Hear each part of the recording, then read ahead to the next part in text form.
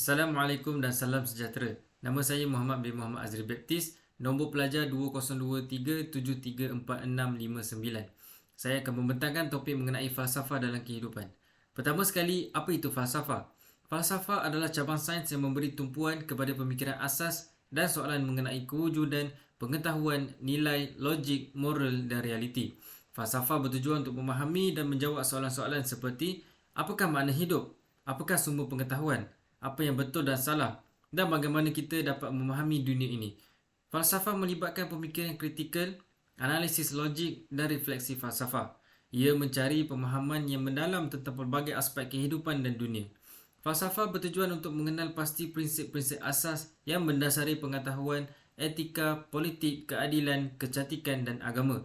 Ringkasnya, falsafah adalah percubaan manusia untuk memahami dunia dan kewujudan kita melalui pemikiran kritis, refleksi dan soalan falsafah yang asas.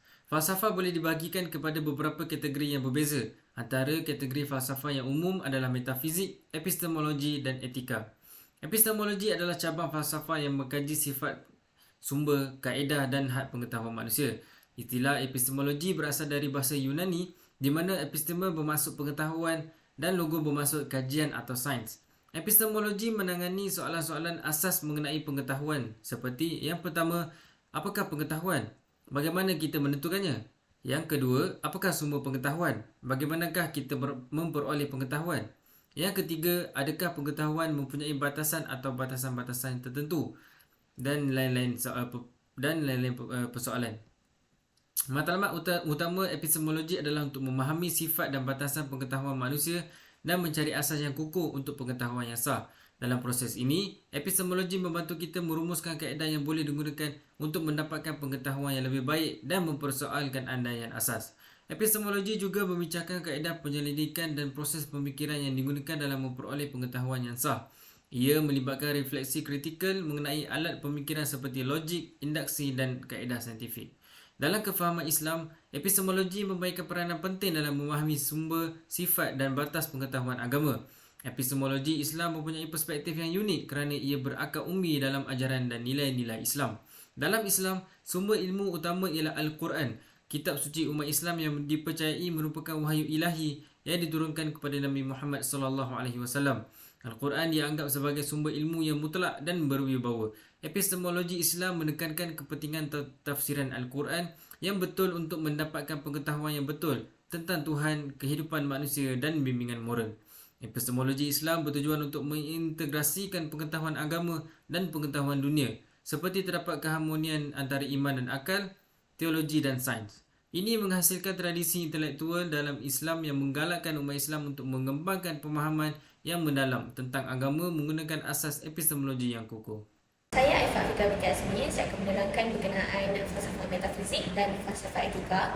Persoalan asal-usul kewujudan manusia adalah berkaitan dengan persoalan asal-usul alam semesta itu sendiri. Terdapat beberapa pandangan yang diterima pakai dalam metafizik. Dari mana datangnya kewujudan kita, ke mana kita akan pergi akhirnya. Ia melibatkan pandangan tentang apa yang berlaku selepas kematian dan sama ada terdapat kehidupan selepas kematian. Pandangan tentang takdir manusia berbeza-beza bergantung pada pandangan falsafah, agama, rohani yang dipegang oleh individu. Pemikiran falsafah pula, beberapa ahli falsafah mengemukakan pelbagai teori tentang nasib manusia, termasuk pandangan bahawa kehidupan manusia mempunyai tujuan atau makna boleh didapati melalui usaha falsafah atau pemenuhan moral. Seterusnya, falsafah etika mempersoalkan asal-usul asas dan sifat nilai moral yang bertujuan untuk memahami bagaimana nilai-nilai moral ditentukan, sama ada melalui agama, rasional atau faktor-faktor lain. Persoalan etika, bagaimana mencapai kehidupan sejahtera. Terdapat beberapa aspek yang boleh dipertimbangkan untuk mencapai kehidupan yang sejahtera. Yang pertama adalah keseimbangan dan keharmonian. Etika menekankan kepentingan mencapai keseimbangan dan keharmonian dalam aspek kehidupan mereka. Yang kedua adalah keadilan dan kesaksamaan. Etika juga menekankan kepentingan keadilan dan kesaksamaan dalam mencapai kehidupan yang sejahtera. Menghormati hak asasi manusia, memerangi diskriminasi dan menggalakkan kesaksamaan sosial adalah prinsip yang berkaitan dengan kehidupan yang sejahtera.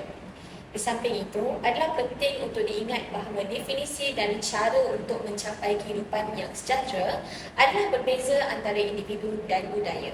Setiap individu mungkin berbeza pandangan dan keutamaan untuk mencapai kehidupan yang sejahtera mengikut nilai dan pegangan mereka. Terima kasih.